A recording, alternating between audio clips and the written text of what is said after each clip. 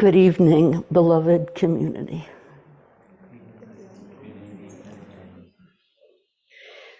Oh, it's a great pleasure to be here tonight with you, the fourth night of our winter peaceful dwelling, winter Ango Sesshin together in this very place, and then extending out to the worldwide community.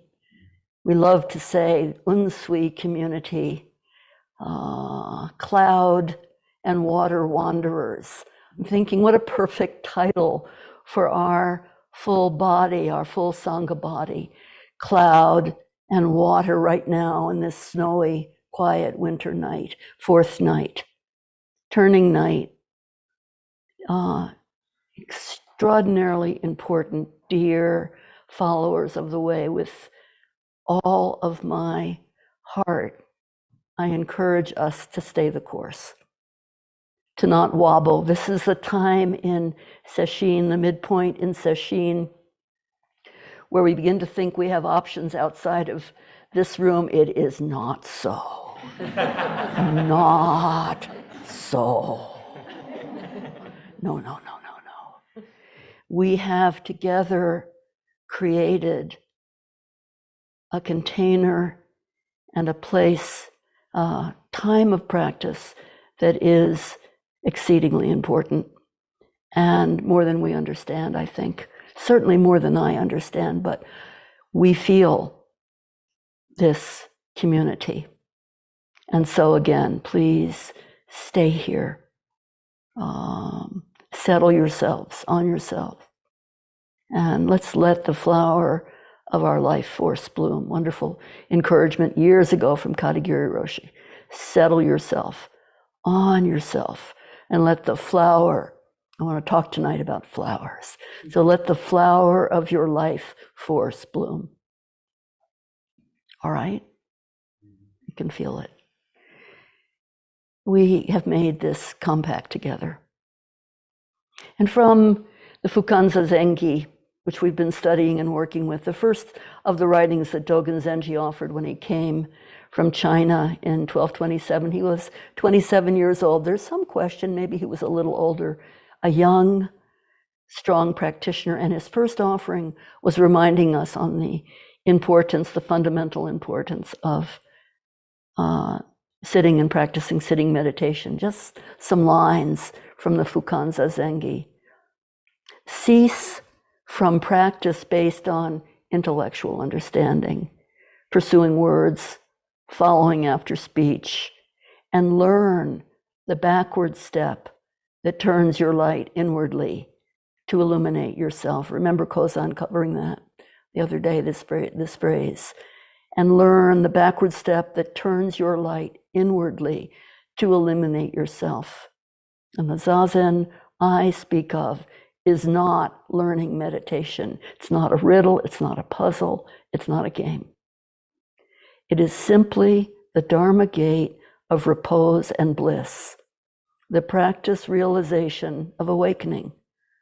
Going forward in practice is a matter of absolute everydayness. And here we are. This is our code and our pledge and our commitment. And Zen practice based on actual experience of awakening.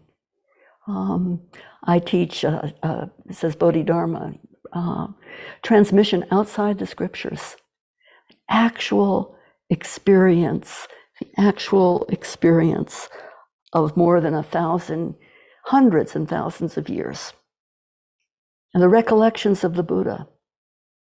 And this is what we've been studying in the Blue Cliff Record, avidly and ardently throughout this month. These old stories, 1,000 years old, public cases, family stories, intimate knowledge.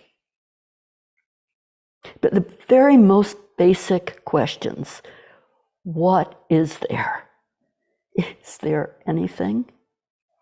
Right where you stand, who are you? Where do you come from? What do you do? What do you see? What do you hear? And the effort of every single one of us is the Zen key that opens the door and leads us into our real intention. Of course, cause and effect are always present. In the cat and beyond the cat, cause and effect. In the fox and beyond the fox, cause and effect are always present. And Thich Nhat Hanh reminding us, we've been very close to Thich Nhat Hanh in these days, a koan, to be effective, must signify something to you. Otherwise, it's the work of the wind. You are the person receiving this gift of intimate knowledge, and it must and only live in reality through direct experience.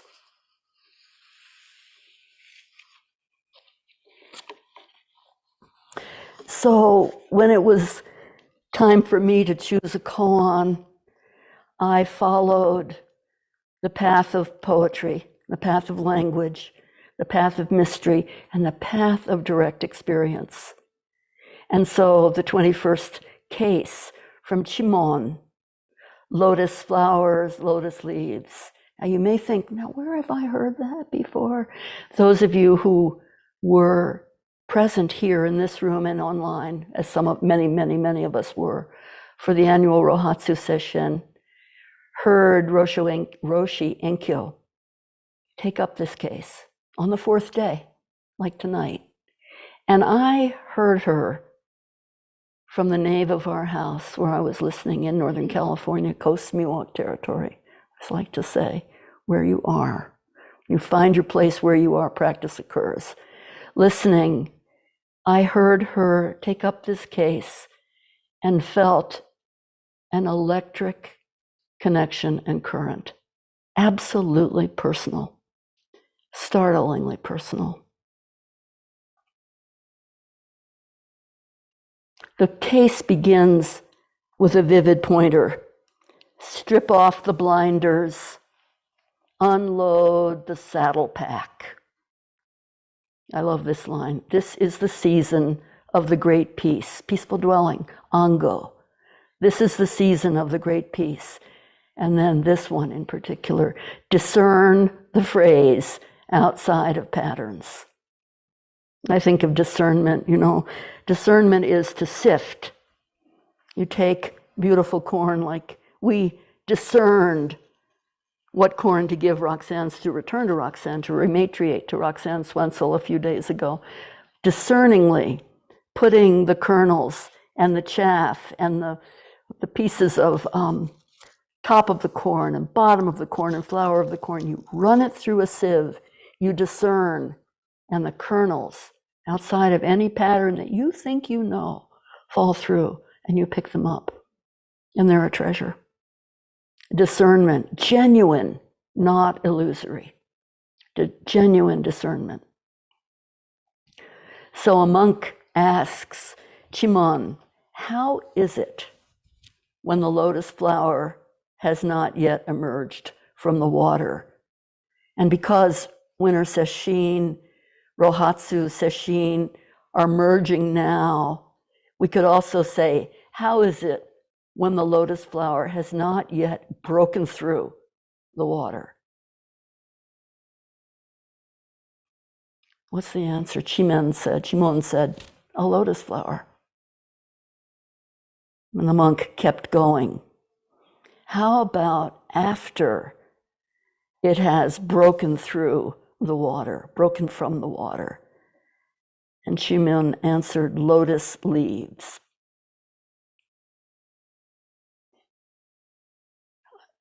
Now, that may be vague to you. I hope it isn't. When I heard Roshi Enkyo offer that koan, my hands started to sweat. And they were longing for these clippers.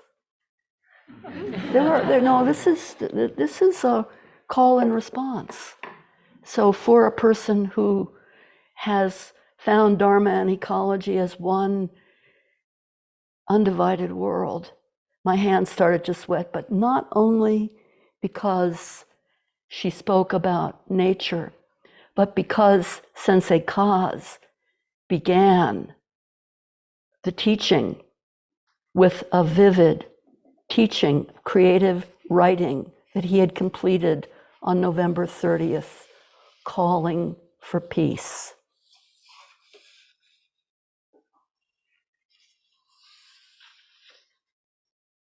What happens, he asked us, what happens when violence returns to reconsideration?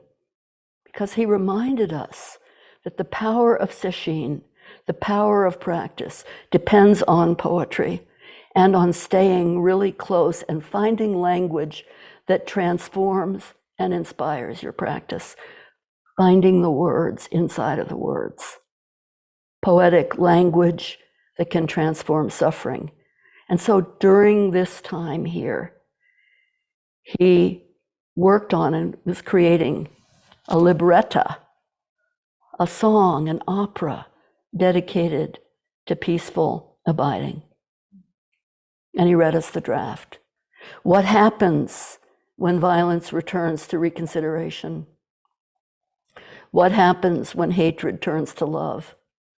What happens when despising turns to respect and self-interest turns to mutual interest? Then human rights of all people are honored. Citizens have equal rights and opportunities. People interact with love and respect, and all people pursue happiness in an equal manner. So it wasn't just the story of the lotus coming out of the water. It was the combination, the union, the call and response, the peck and flutter of chicken, egg, and mother between Sensei Kaz and Roshi Enkyo that made my hands sweat. And no, there's real work here. So beginning with a prayer for peace and then asking, what happens? What happens when the lotus flower hasn't yet broken through? What happens? And the commentary is beautiful. If you want to know the meaning of Buddha nature, then observe carefully time and seasons, causes and conditions, without a multitude of concern. Isn't that what we're doing right now? So turn this inward, as we say. I don't like to use the image of the arrow, but turn it inward. Just turn these words inwardly and test them against your experience, your peaceful abiding. If you want to know the meaning of awakened nature, observe the time and season, causes and conditions, without a multitude of concerns. We have the gift of that right now.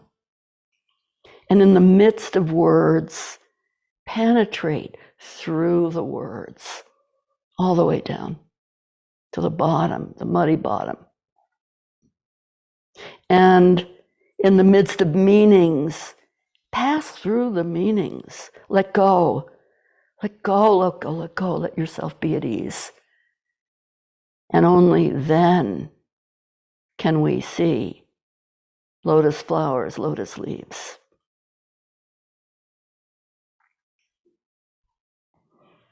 In general, this is a wonderful phrase from the botanical world. Some of you will get it. It's got double meaning. In general, everything is specific. In general, everything is specific. And so my connection to this koan, to hearing it, is specific. In September of this year, and a miracle happened. I never thought that I would ever have the gift of traveling to Japan, ever in my life. I just didn't think it would happen.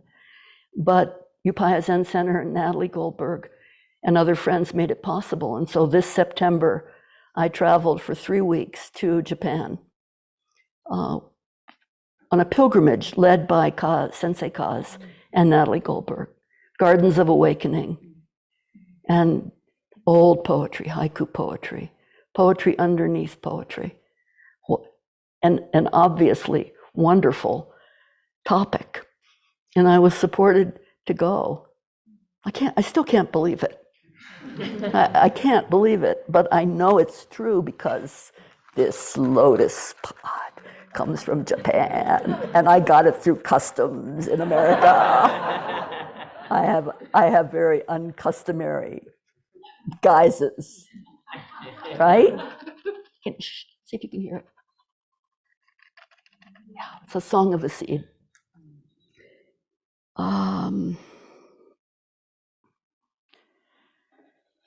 It was an amazing time. There were 19 of us. We had really strong connections. 10,000 sorrows, 10,000 joys. People carrying full lives and determined to really see Japan. And so when we made this journey, I had the experience of, for the first time in my life, seeing lotuses coming up out of water. Genuine, not illusory. Not a symbol, not a metaphor, not a dream, not a myth, not a story, not a metaphor, a real flower, not a ghost. And not only a flower, but total, as Kadogen Kadogi, total dynamic working of a lotus pond, pushing forth, breaking through flowers. And these are extraordinary flowers. There's only one species, Nelumba nucifera, the sacred lotus. It has a seed life of 1,300 years. These seeds can last in mud or dry for 1,300 years. My teacher, Alan Chadwick, was involved in receiving, with an international team of botanists, receiving lotus seeds from the tombs of the Egyptian pharaoh, King Tut. These dry lotus seeds, and they spent a good number of months and weeks to see, is there life force in this seed that's been buried in the tomb of the kings in Egypt? And the seed was still alive. The lotus seed, it didn't have the energy to grow, but there was germinal life. So nearly every tissue of a lotus plant has medicinal use. They've been used in Chinese medicine for more than 1,000 years, and as food for Asia for 7,000 years. Every part of the plant is alive and transmitting Dharma truth. And yet, we use the lotus as a symbol. How can it be a symbol? Look behind us, the blue lotus coming up from Manjushri, this beautiful Nepalese figure sitting on a lotus, holding up a blue lotus, reminding us of our task. The Lotus Sutra. Look over at Mayumi Oda's beautiful tanka, green Tara, active service on a gold lotus with an ink dark moon behind her, which is actually a lotus leaf. I look at that ink dark moon, all those little tiny golden radial lines that are running toward the center are very much like a lotus leaf. So this koan is vividly alive. And what will it take to see a flower really? To see a flower really? Georgia O'Keeffe asks herself that. Listen, even if you think you know, she asks or notices, in a way, nobody sees a flower really. It's so small. And it takes time to really see a flower, like it takes time to have a friend. And we haven't time in our lives. Nobody sees a flower really. So I said to myself, I'll paint what I see. I'll paint what the flower is to me, and I'll paint it big. And people will be surprised into taking time to look at it. I'll paint it so large, even busy New Yorkers will take time to see what I see of flowers.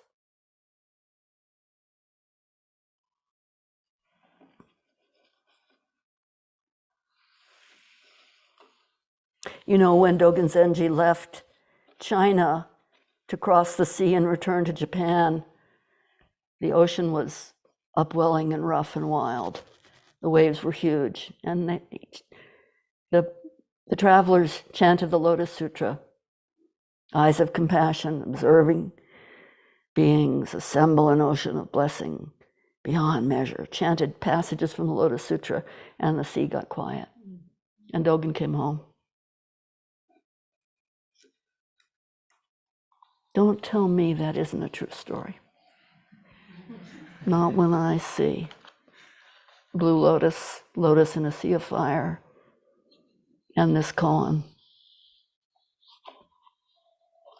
And so the power of hearing this case, hearing it from Enkyo and Kaz together in this room, in Rohatsu Sesshin, with community worldwide and in person, life is short and art is long.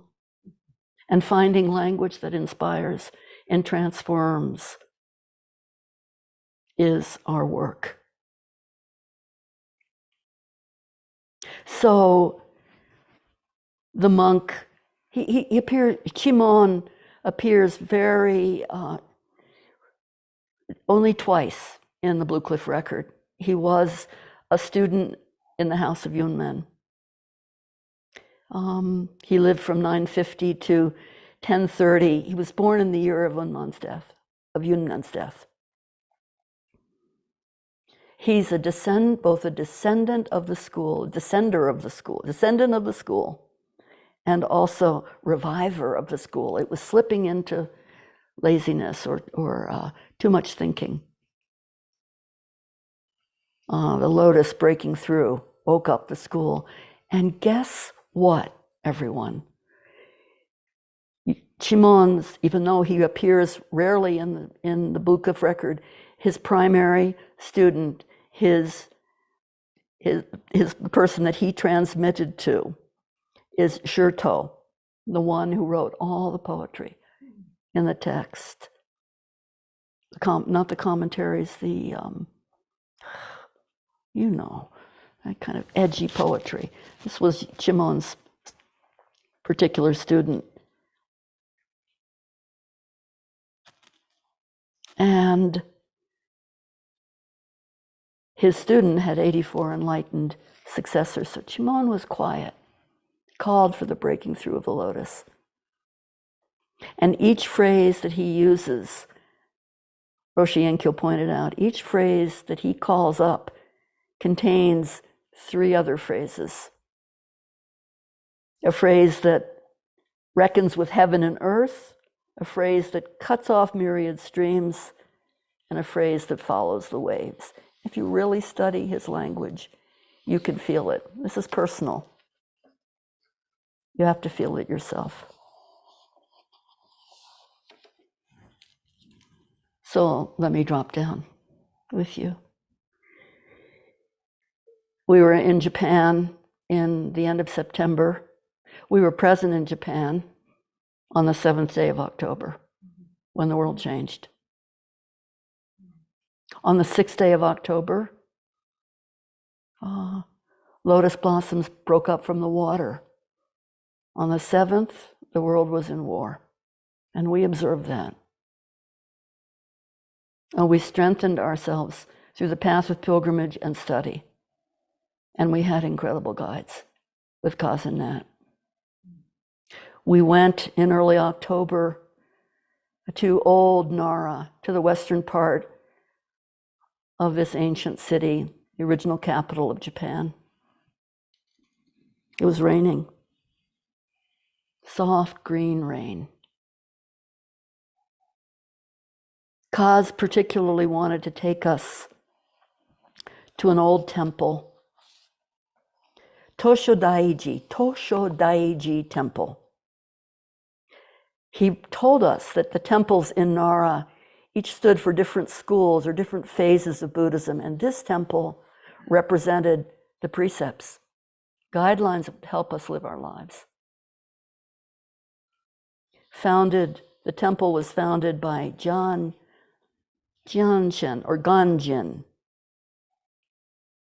and he was asked by 2 Japanese monks to come to Japan from China and offer Japan Buddhist precepts.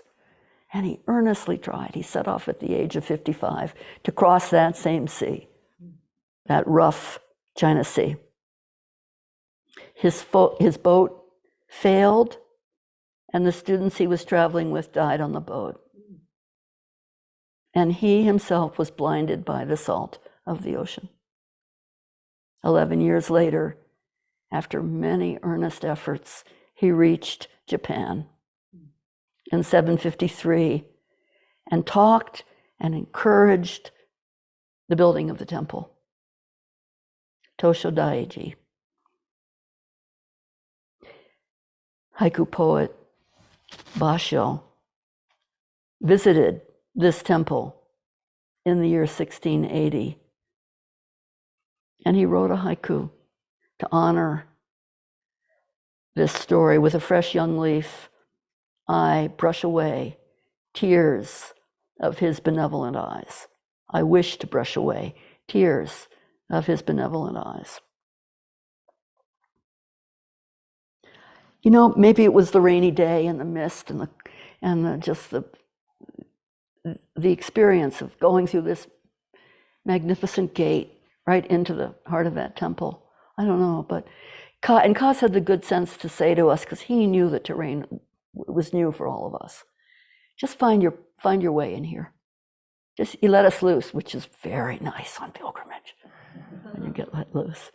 So he let us loose, and we fanned out, and I walked, just walked in the rain, feeling the way, listening, hearing Natalie's voice, reading that poem. With a fresh young leaf, I wish to brush away tears of his benevolent eyes. And there's a magnificent temple, and many of us headed toward that, but I thought, I just want to be in the rain. I want to be quiet. So I wandered off. All who wander are not lost, but I was definitely lost. I didn't really know where I was wandering, and I wandered off, and of course there was a winding path, and of course there was the end of the winding path. Kept going, and came to a little kind of rundown part of the temple, the backwater of the temple, and I went around this little broken down place. And suddenly there was a field of lotuses coming up out of the ground. Unbelievable. I love this poem, this haiku from Isa, because it was a very disordered and dynamic lotus pond, with a huge amount of death and brokenness and life force coming up out of the water. Poet Isa says, even the blossoms in this world, only crooked little lotuses. And they were crooked. They were shooting all to the side. They weren't the grand, magnificent, iconic Nelumba nucifera. They were broken down, traveling lotuses, surging out of the water like a great green rainy engine. Could feel the hum of the decay and the life force of that pond. And it startled me. The day, another haiku from Isa, the day is getting way too long for you, lotus blossom. Because you know, when the lotus blossom breaks through the water and comes up, first of all, it has the extraordinary ability to generate heat to attract pollinators. That is some ancient code that botany doesn't know. The lotus flower generates heat. It has internal heat to connect anything to call the pollinators in. And the flower pushes up, supported by a sea of leaves in the day, and opens, generates heat, calls to the pollinators, begins to fade at dark, and descends. It has an engine of life force, and surge, push and fall, push. And I could feel it in the rain. It was startling. And again, not a beautiful lotus pond, a little forgotten, but it affected me so strongly to be in the presence. I've never seen, only twice in my life have I seen a living lotus. Once with Roshi Bernie on pilgrimage to India. And the lotus is sacred and beloved of India and Vietnam. We were in Srinagar. We chanted every morning, noon, not at night, where the Buddha died. We went in. It's a large statue of the Buddha. It was also a rainy day. Bernie was delighted that there was a little gaggle of dark, grim-looking Zen students in the back of this temple that was full of people throwing themselves down in front of the Buddha and weeping and praying. So he went and disappeared into the black gaggle of Zen, and seemed really happy. And we couldn't find him; it was so dark. Bye, Bernie. But I went up close to the feet of the Buddha, giant feet of the Buddha, and the door opened up, and a contingent of people came in from Thailand. They were carrying armloads of white lotuses, armloads. They were all dressed in white and weeping and offering the lotuses. And I tell you, that temple is a little gamey because people had been praying and doing all kinds of things in that temple for a long time. So, but the lotuses were so fragrant. And the other time was visiting Thich Nhat Hanh in Plum Village. And he excitedly met me. This was years ago in the Upper Hamlet. He said, come and look, come and look, come and look. And he took me to a little pond that they created, and there were pink lotuses coming up out of the pond. And he said, I feel like I'm at home. Even in France, I'm home. And you know, of course, the children at Plum Village in the 1980s, Thai would say to them, make a lotus flower in their hand, a lotus for you, Buddha, to be. So the children would greet you in their Vietnamese clothing, a lotus for you, Buddha, to be. So I remember that so vividly. But to actually see this pond was extraordinary.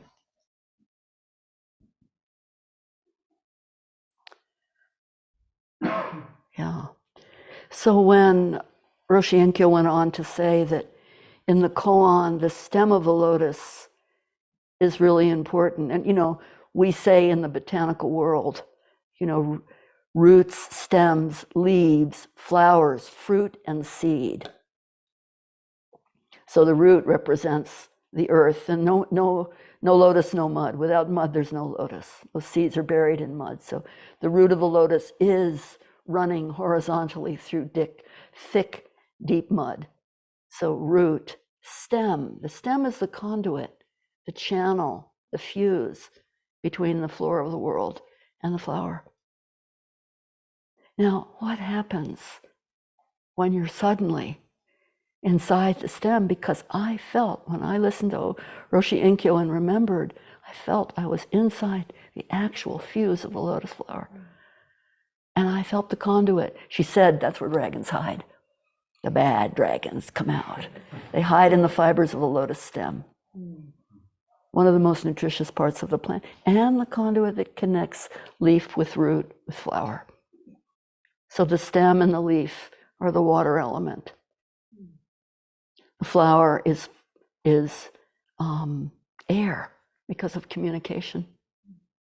And the seed is fire. The fire of intensity and ripeness. So all the elements, when you're fully alive and alert and awake to this field far beyond form and emptiness, a field of benefaction, great robe of liberation, field of benefaction. Feel, it's possible to actually feel it. And it's possible, in the language of the koan, to live again in that stem. It was a very startling, kind of frightening experience, but also vivid and a gift from the Blue Cliff for me. And this is a very personal story. But this is how we take in the teachings, when they really live in us. And they're not symbolic or a puzzler. One person last night, a man we've been loving and dealing with for years online, a wonderful friend, so many of us, he said, you know, I'm not so great with koans because I don't do puzzles so well. And I said, you don't have to be a puzzler to get into the body of koans. Zen is not a puzzle. It's real life investigation that's consequential on every level and available to everyone. And the only way in is through your gate, your very gate. So of course I'm thinking of Thich Nhat Hanh every day. This book, I brought it, Roshi said, oh, you brought this here. I think it's like important for both of us, this little book. And it certainly changed our family's life when I saw it on the dining room table when I was a young woman, my father reading this book and deciding I have to do something about this war in Vietnam, and leaving his business as a publisher and becoming full-time draft counselor, starting a vigil in the little town where he lived, going every Saturday, standing for an hour like we did in the square, the plaza, with Nat and other friends, every Sunday, standing for an hour, not saying anything, just standing for peace. So my dad's life changed with this book. And I met Thich Nhat Hanh afterwards, and my life changed and opened too. And what does it mean to be lotus in a sea of fire? Kaz said, you know, we're here on pilgrimage, 10,000 joys and 10,000 sorrows. And when I told him how powerful it had been for me to see a lotus field, he said, the entire world is the womb of the lotus. And to live as a lotus in a sea of fire, this may be deemed a rare thing, but to live like this and to practice meditation, rare indeed. Listen one more time from the Vimalakirti Sutra. To live as a lotus in a sea of fire may be deemed a rare thing. To live like this and to practice meditation, rare indeed.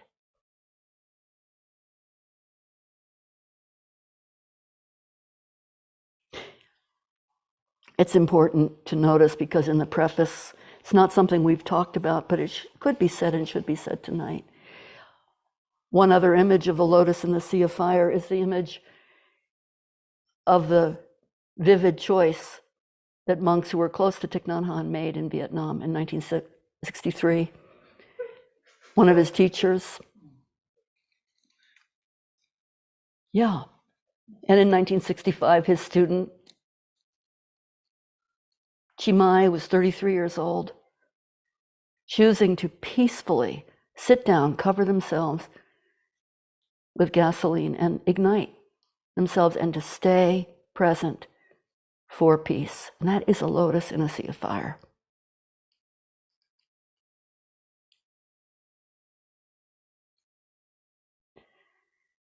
So these koans are alive. They move in us. And they're asking us to really wake up. Come home. And stand and serve. I'll close with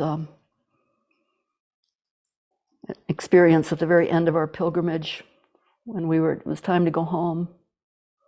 We were in Kyoto, And our tour guides, who were extraordinary and wonderful practitioners, said some of you might want to visit this temple. It's called Sanju Sangendo Temple. And it's in Kyoto. It was founded in 1164. 390 feet of wooden building, 54 feet wide. It's the largest known wooden building in the world. And inside are 1,000 carved statues of Kuan Yin, wooden statues. And they're painted gold, and they are life-size. And you go into this temple, and you cannot photograph. You leave everything behind. And you go into this room. It is 400 feet long and 54 feet wide. And there are bays that go up 7 tiers, and there are 1,000 figures of Kuan Yin, and every figure is standing on a lotus. And her arms are out, and they're gold. We went at the end of the day. The temple was closed. We went into the temple, and there are 33 guardian deities, one for each of the bays where the statues are. And the guardian deities are saying, thunder at one end and wind at the other, saying, gather your heart and mind together and get ready, because you're needed. Every single bit of your energy, lotus flowers, lotus leaves, coming up out of that womb. You be born, really be born to serve. If you're ever fortunate enough, if you have kind Dharma family who understands, even though you don't understand, it'd be good for you to go to Japan. If you ever have that gift, do not bypass this temple. So, eyes of compassion, observing sentient beings, lotus flowers, lotus leaves, assemble an ocean of blessing beyond measure. And stay serious and dedicated to your sitting. We need each other. If we start to deflect and to move away, there's a wind in the door and our intensity is lessened. So really take yourself seriously. You made a pledge to be here. And let's practice as if to save our heads from fire. May we exist in muddy water with purity like a lotus, unless we bow to Buddha. Thank you for your attention. Let's move right into the closing chant.